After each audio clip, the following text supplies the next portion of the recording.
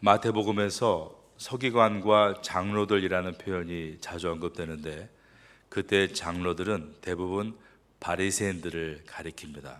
바리새인들은 로마 정부를 인정하지 않고 로마가 세운 헤롯 왕가를 인정하지 않았습니다. 왜냐하면 헤롯 왕가는 이스라엘의 12지파의 정통 유대인들이 아니라 이두메 족속이기 때문입니다. 그런데 이 바리새인들이 예수님을 넘어뜨리기 위해서 어떤 계략을 세우고 있는가? 마태복음 22장 15절을 보겠습니다. 이에 바리새인들이 가서 어떻게 하면 예수를 말의 올무에 걸리게 할까 상의하고 자기 제자들을 그다음 보니까 헤롯 당원들과 함께 예수께 보냈다라고 되어 있습니다. 바리새인들이 예수님을 죽이기 위해서 원래 자기들의 생각과 반대인 자기들의 정적인 헤롯 땅과 손을 잡고 있는 것입니다. 헤롯 땅은 헤롯 대왕이 죽고 나서 그의 아들인 헤롯 안티파스가 분봉왕이 됐을 때 그를 추종했던 무리들입니다. 이들은 철저하게 로마를 지지했고 로마가 통치하는 것만이 유대인의 살 길이라고 주장했던 사람들입니다. 그러므로 유대주의자들이었던 바리새인들과는 상극관계를 갖고 있었던 사람들입니다. 그런데 이 두 무리가 오직 예수를 죽이겠다는 일에는 하나로 결탁을 하고 있었다는 것입니다. 말하되 선생님이여, 우리가 아노니 당신은 참되시고 진리로 하나님의 도를 가르치시며 아무도 거리끼는 일이 없으시니 이는 사람을 외모로 보지 아니하심이니이다. 어마어마한 칭찬을 예수께 하고 있습니다. 연로한 바리새인들은 연소한 제자들을 내세워서 예수께 보내어 선생님이라고 부르면서 접근을 시키고 있는데, 그것은 자기들의 위신과 체면을 지키면서 자기들이 했다라고 말하지 않고 우리 제자들이 한 것이다, 이러한 방법을 동원해서 어떤 올무를 만들어가고 있는 것이었습니다. 누가복음에 보면 이때 그들이 정탐했다, 스파잉했다라고 말합니다. 정탐은 어떤 것인가요? 신분을 감추고 하는 것이죠. 그들은 전략을 완전히 바꾼 것입니다. 예수님으로부터 원하는 대답을 끌어내기 위해서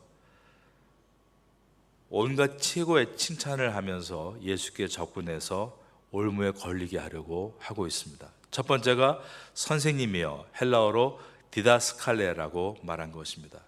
이것은 랍비라고 하는 말과 같은 의미인데 진리와 권위를 갖춘 가르치는 자로 인정하고 있는 뜻입니다. 여러분 생각해 보십시오. 지금까지 우리가 묵상한 바로 그들은 처음에 예수님께 와서 항상 내가 무슨 권세로 이런 일을 행하느냐라고 물어왔던 그 말투와는 전혀 다르게 새로운 접근 방법으로 와서 예수님을 지켜 세우는 전략은 참으로 교활하다라는 마음을 갖게 됩니다. 둘째로 당신은 참되시며, 헬라어로 알레데스라는 단어입니다. 이 말은 바리새인들이 참으로 입에 담기 어려운 말입니다. 예수님을 지금까지 거짓 선지자라고 말했기 때문입니다. 그러나 이것은 그 무리 앞에서 예수님을 올무에 걸리게 하기 위한 전략이었기에 그들은 이와 같이 자기의 원래 계획과 다른 방법으로 접근하고 있습니다. 선한 선생님, 똑같은 표현으로서 파격적인 높임의 말입니다. 참되신 선생님은 옳은 것과 그른 것을 판단하여 가르칠 수 있어야 된다, 이 방법으로 뭐라 하고 있는 것입니다. 다시 한번 참으로서 하나님의 도를 가르치시며 이것을 강조했습니다. 이렇게 함으로 예수님으로 하여금 이제 뭔가 아주 어려운 질문을 던지고 거기에 공식적인 답변을 받기를 원하고 있는 것입니다. 오늘날도 세상을 보면 많은 사람들이 네거티브 전략으로 서로를 넘어뜨리게 하기 위해서 온갖 방법들을 동원합니다. 말을 던질 때 올무를 만들어 놓고 말을 던지는 사람이 있습니다. 이것이 습관이 되면 그 사람은 그 공동체 안에서 좋은 사람이 될 수가 없습니다. 우리는 오늘 세상이 하고 있는 이 바리새인들과 같은 모습으로 살지 말고 진리에 대한 말은 진리의 말다웠게, 거짓에 대해서 거짓에 대한 말은 아니다라는 분명한 대답으로 우리가 좀 말이 선명하고 분명하면 좋겠다라는 마음을 먼저 갖게 됩니다. 여러분들은 올무를 만들고 말하는 사람이 아니라 진리는 진리다웠게 거짓은 아니라고 말할 수 있는 선명한 입술을 갖게 되기를 예수님의 이름으로 축원합니다. 이때 만약에 바리새인들의 제자들이 보냈던 그들에게 했던 질문, 그 올무에 걸리게 되면 이제 그들은 모두 한꺼번에 이것의 증인이 되므로 로마 총독에게 고소하려고 준비하고 있었습니다. 바리새인의 꾀는 이것이었습니다. 가이사에게 세금을 바치는 것이 옳은 것입니까? 즉 로마 황제에게 세금을 바치는 것이 옳으냐라는 질문을 올무로 예수님께 던진 것입니다. 22장 17절입니다. 그러면 당신의 생각에는 어떠한지 우리에게 이르소서. 가이사에게 세금을 바치는 것이 옳으니까 옳지 아니하니까 하니. 이것에 대해서 바리새인들은 바치는 것이 옳지 않다라고 말해왔던 사람들입니다. 그렇기 때문에 자신들은 뒤로 물러나고 이 질문을 헤롯 땅을 앞세워서 하게 합니다. 헤롯 땅은 당연히 가이사에게 세금을 바치는 것이 옳다라고 믿고 있는 그룹입니다. 이 올무는 예수님께서 가이사에게 세금을 바치는 것이 옳다라고 하면 백성들에게 미움을 사게 만들 수 있고, 가이사에게 세금을 바치는 것이 옳지 않다라고 하시면 헤롯 땅이 이것을 증언 삼아 곧바로 로마 정부에 고발해서 로마 법으로 심판하게 만들 수 있는 것이었습니다. 병행 본문인 누가복음 20장 20절에 보면 헤롯 땅 원수는 동행시킨 바리새인들의 의도가 로마의 총독의 손으로 예수를 처치하려는 것이었다. 더 정확하게 설명합니다.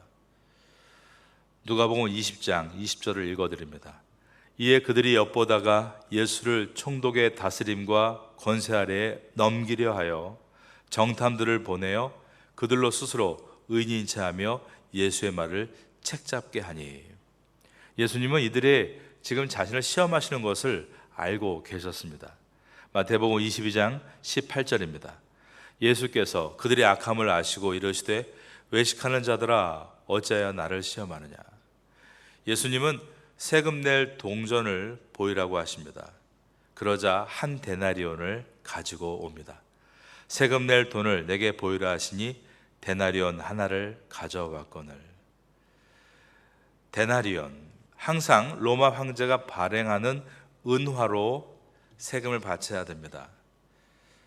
고대 사회에서 화폐는 왕권의 상징으로서 어떤 왕위에 오르면 즉시 자신의 화폐를 발행했습니다.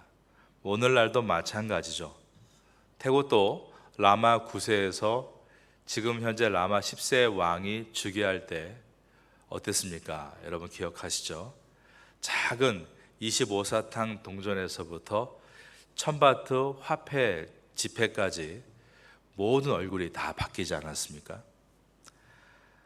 왕위를 노리는 자까지도 자기의 왕직의 실질성을 과시하기 위해서 화폐를 발행하는, 그러니까 모든 자기의 권세를 동전에 새겨 넣었던 것입니다. 데나리온은 그 당시에 가장 널리 유통되는 화폐였습니다. 거기에는 재임 중인 황제의 이름과 칭호가 찍혀서 황제의 재산임을 나타냈습니다. 1데나리온 얼마인가에 대해서는 우리가 많이 들어본 대로 성인 남자가 하루 일하는 품삯이었고 또 로마 군인의 하루 품삯이었습니다.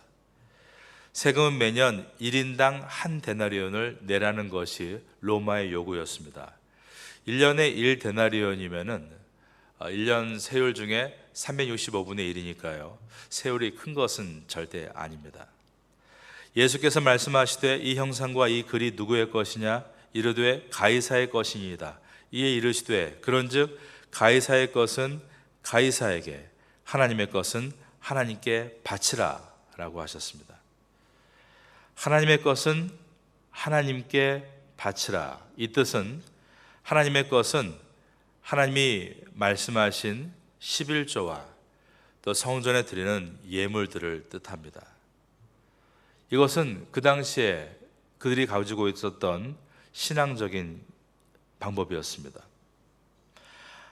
그런데 하나님의 소유에서 제외되는 것에 대해서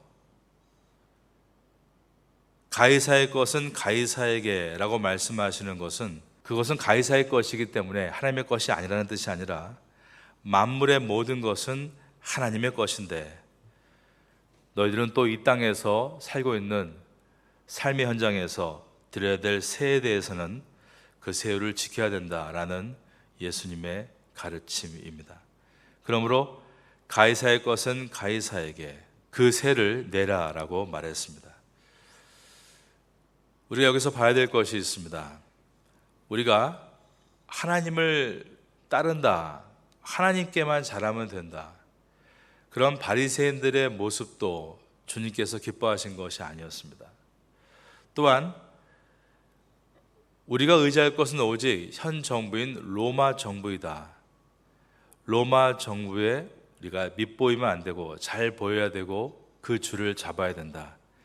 그러한 사두개인과 헤롯 당원들의 내용을 지지하시지도 않았습니다. 우린 그 두 가지가 있어야 한다는 것을 오늘 예수님께서 말씀하신 가이사의 것은 가이사에게, 하나님의 것은 하나님에게 라는 단어로 기억해야 합니다.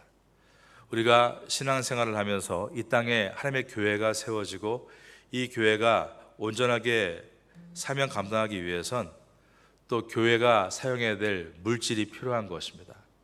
그래서 우리가 11조를 드리고 또 여러 예물을 드리는 것은 그 돈이 모여 이 지역에 주님의 일을 감당하기 위해서입니다. 한 국가가 국민의 세금을 가지고 어떤 일을 하기 위해서는 국민들이 정직하게 국가를 위해 세금을 낼 수 있어야 합니다. 그 힘이 모여 국가가 자국민을 보호하고 전 세계를 향하여 또 중요한 일들을 할 수 있기 때문입니다. 우리는 하나님 안에서 정직하고 성실해야 함을 오늘 본문이 보여주고 있는 것입니다. 사람들은 남을 넘어뜨리기 위해 말로 함정을 만들고 책 잡는 것을 좋아합니다. 그러나 성도는 하나님 말씀을 마음에 담고 이 땅에서 성실하고 바르게 살아가는 존재여야 한다라는 것이 오늘 본문의 가르침입니다. 여러분들은 이 태국 땅에 하나님의 사람으로 또 태국과 우리 국가를 위해서 부름받은 사람들입니다. 저는 사업장에 가면 늘 이 얘기를 먼저 시작합니다. 여러분이 하고 있는 모든 이 제조하는 일과 장사하는 일과 사업하는 모든 것은 우리나라 국가 발전을 위해서 힘쓰고 있는 것입니다. 여러분들은 여기서 그저 일하는 것이 아니라 여러분이 일해서 만들어 놓은 사업에서 지금도 많은 태국 현지인들이 월급을 받고 그 월급이 그들의 가정에 들어가고 그 아이들이 자라나고 공부하는 것에 쓰여지고 있으니 여러분이 하는 일은 결코 작은 일이 아닙니다라고 격려합니다. 그러면서 우리가 왜 이 태국 땅에 부름받았는가, 이곳에 교회가 세워진 것이 얼마나 놀라운 일인가, 이 교회를 우리가 함께 지켜나가야 한다라고 권면합니다. 여러분들도 이 땅에서 하나님의 성도로서 교회를 지켜나가고 또 이 세상에서 선한 열매를 맺는 일에 내가 어떻게 쓰임받아야 되는가를 생각하는 이 아침이 되시면 좋겠습니다. 이 은혜를 가지고 또 하루를 출발할 수 있게 되기를 예수님의 이름으로 축원합니다.